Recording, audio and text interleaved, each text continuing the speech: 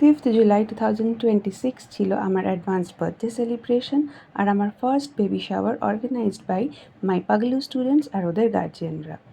So birthday celebration হবে আর cake আর gift থাকবে না, তা তো হতেই পারে না। আমার স্টুডেন্টদের তরফ থেকে আমার জন্য ছিল এই বড় একটা সফট টয়। সেটা নিয়ে একটু ফটো তুলে তারপর ঝপাঝপ কেক কেটে ফেললাম, কারণ অর্গানাইজারদের হাতে সময় ছিল ভীষণই কম।